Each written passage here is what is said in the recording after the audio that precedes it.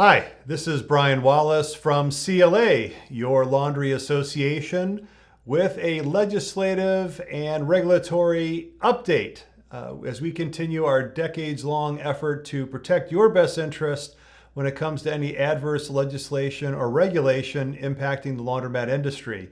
The headline, we can start with microfiber filter mandates. These are the series of bills that we've seen in a number of states now that would require each and every washing machine sold into the state to have its own microfiber filtration system on board. This is impractical. This is too expensive. There's no space for it. It's bad for customers. It's bad for you as business owners. And so we've mounted an effort to defeat this bill, and we were successful in doing so in California in 2023. We hired a lobbyist here in our home state of Illinois here in 2025, and we're successful in not only amending the bill to strike commercial washers from the coverage. That bill never did come to a vote at the end of the session, but our amendment remains in place going forward, and we'll continue to monitor that bill here. New York State had a close call when it comes to microfiber filtration legislation. We are continuing to monitor that. In fact, we're very likely to engage representation with a lobbyist on that as we go into 2026. Oregon is another concern that we're keeping an eye on. I saw online some conversation with respect to the Fighting Fibers Act of 2024, and then basically the same thing introduced again in the new Congress in July of 2025. This has been introduced at the federal level, same language, but introduced by the minority. In fact, didn't even have any text attached to it initially. So it doesn't look like that bill is going anywhere unless perhaps after the midterms, if there were a change in leadership in the next Congress. But for now, I think we can rest easy when it comes to any action on this at the federal level.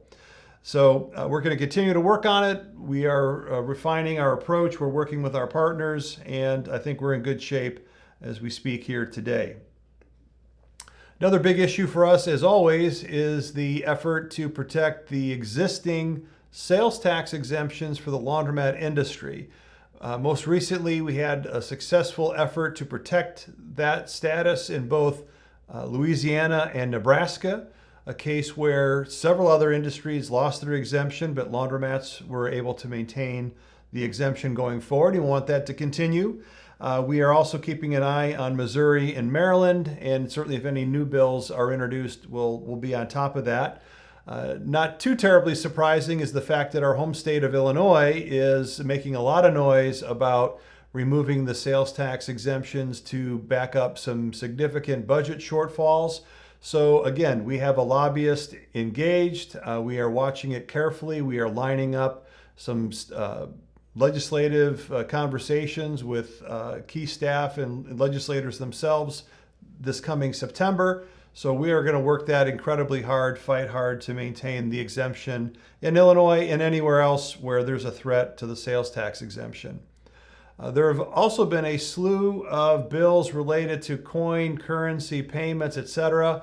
We don't have time to go through them all, but suffice it to say, these are things that are on our radar. Everything from the Payment Choice Act, and we certainly support laundromat customers being able to spend cash when they come to the laundromat. Beyond that, we have a number of bills that relate to the coinage. And so this comes in the wake of President Trump calling for the elimination of the penny. And so I'll use the acronym. The Mint Act would eliminate the penny and authorize modifications to the nickel. Both the penny and the nickel have production costs that exceed the face value, and so it's in the crosshairs for legislators that are looking to reduce those production costs.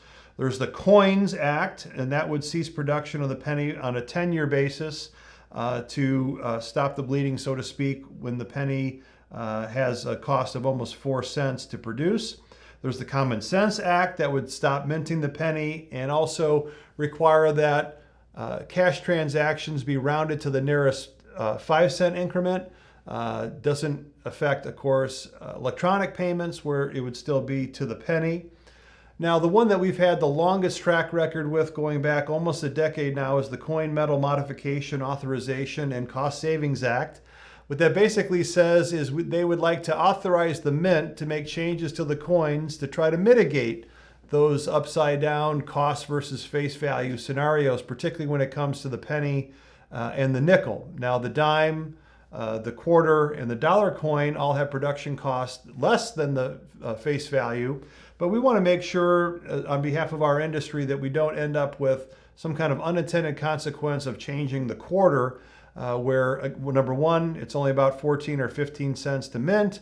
And again, we don't want to have anything that's going to make it difficult to accept an old quarter and a new quarter. So most recently in 2021, we rejoined our coalition that included folks like NAMA and FMI, NATCO, several others that submitted legislation in favor of the most recent version of this bill that calls for a seamless transition. There's a lot more language to it, but we'll just call it the seamless transition, which would authorize the Mint to make these changes, provided that it doesn't have a negative impact on business, and that would include what we're up to here in the laundromat business. So most recently spoke, like I said, with NAMA and a couple of these other partners, and we've addressed our coalition and are talking now about once again submitting testimony on behalf of our industries in support of that bill. So as always, we have our eye on anything that can affect our industry, whether it be sales tax exemptions, microfiber mandates, changes to the coin and currency that we use. So we've got our eye out for you. I'd like to take this opportunity, as always, to thank our strategic corporate ally partners who have stepped up in such a way with sponsorships to help underwrite all of this activity that we do on behalf of the industry. So our elite partners, shout out to Alliance Laundry Systems, Sense, Continental Laundry Solutions, Dexter Laundry, Eastern Funding, as well as Standard Changemakers. Thank you very much for your support. At the premier level, we have our friends at Spider Wash, Laundry Lux, and EST. Thank you so much for supporting these efforts on behalf of the industry. Last but not least, if you catch wind of any negative legislation or regulation that would negatively impact the laundromat industry, reach out to us, reach out to me, Brian at laundryassociation.org, and we'll talk to you next time.